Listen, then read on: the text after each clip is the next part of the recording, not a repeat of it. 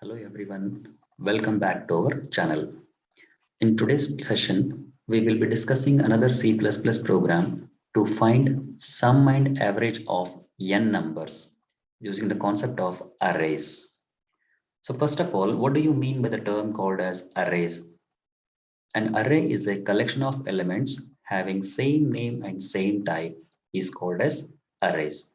There are three different types of arrays, that is one-dimensional array, two-dimensional array, and multi-dimensional array.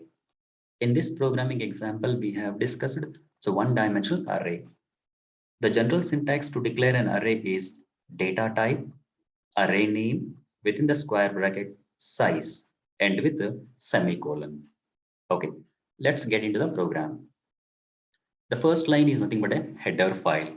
Hash include within the angular bracket iostream.h stands for input output stream header file.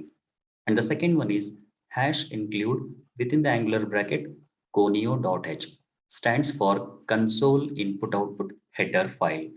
This second header file is used for two functions. In this program, I have used two functions. The first one is clr and the second one is getch.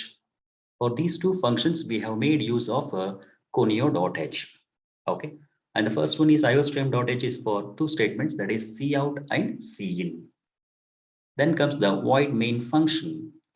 Then open flower bracket, declaration of variables. There are four variables we have declared here. All four variables are of type integer variables. Int a of 10, it's a one-dimensional array. Then n, then I, then sum is equal to 0. Okay, four variables belongs to of integer type. A of 10 is a one-dimensional array. The name of array is A and the size is 10, which can store 10 different elements right from A of 0 to A of 9, maximum of 10 elements. Then comes the next one is average is another variable of type float.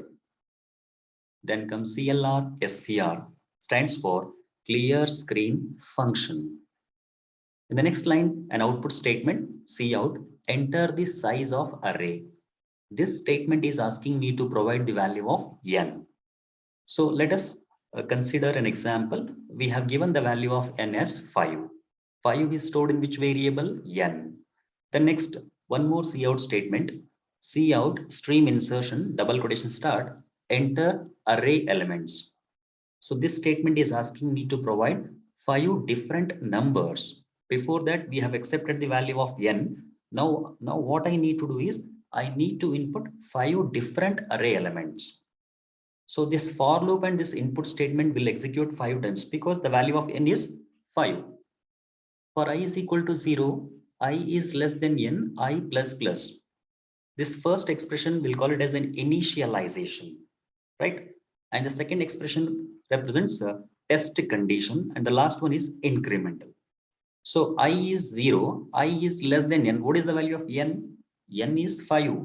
0 is less than 5, condition is true. When this condition is true, I have to execute this. Cin stream extraction A of I.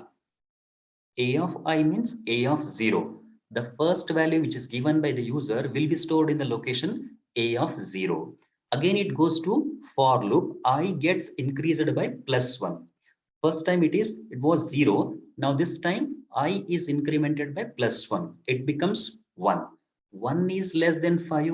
Condition again true. True means this cin statement will execute for the second time.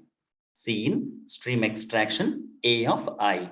A of I means A of 1. The second value will be stored in the location A of 1. Followed? Again it goes to for loop. I gets increased by plus 1. I becomes 2. Last time 1, this time 2. Okay. 2 is less than 5. Condition true. Condition true means again this input statement will execute. Cin stream extraction A of I. A of I means A of 2. The third value will be stored in the location A of 2. After that, again it goes to for loop and I gets increased by plus 1. I becomes now 3. Okay.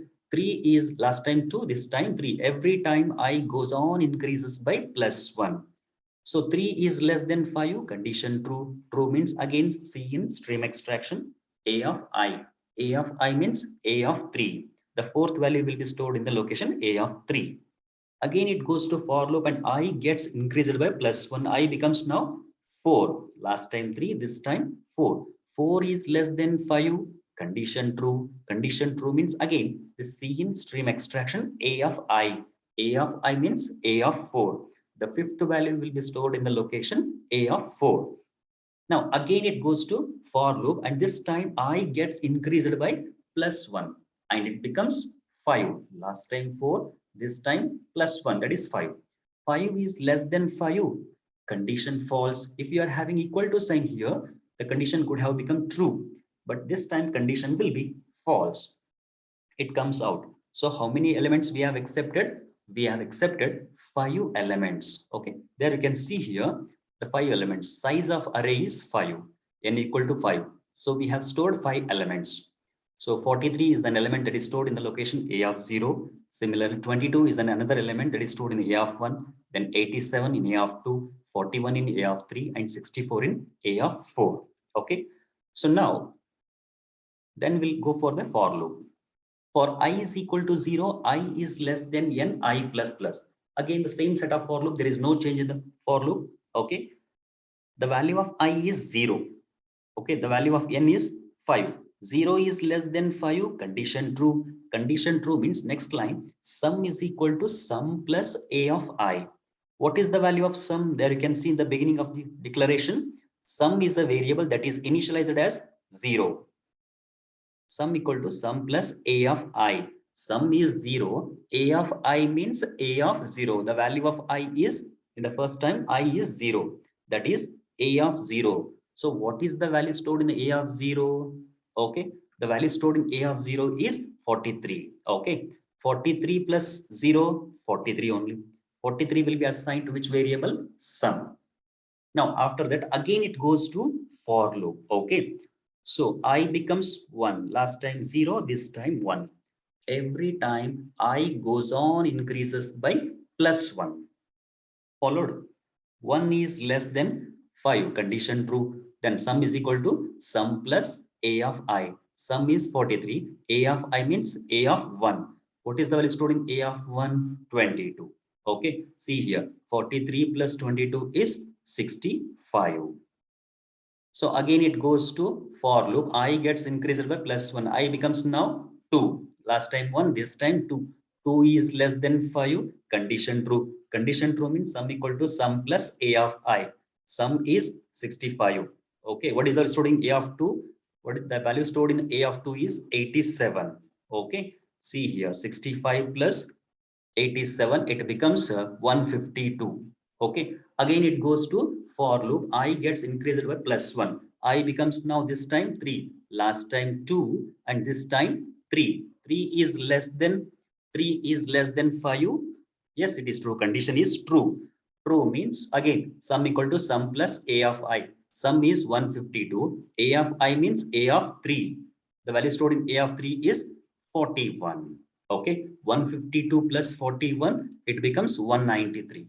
Okay, then again it goes to for loop and I gets increased by +1. I becomes 4. 4 is less than 5. Condition is true. Again, sum equal to sum plus A of I. Sum is 193. A of I means A of 4. Followed. So what is the value stored in A of 4? 64. 193 plus 64, it becomes 257. 257 is stored in which variable? Sum.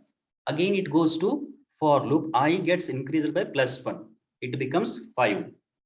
5 is less than 5. Condition is false. Condition false means it won't execute this. It comes here, which is marked with green color. Okay. Average is equal to sum divided by n. Sum is 257. 257 divided by 5. Number n is 5. So it becomes some 51.5. Okay. So that is stored in AVG and 257 is stored in sum, isn't it?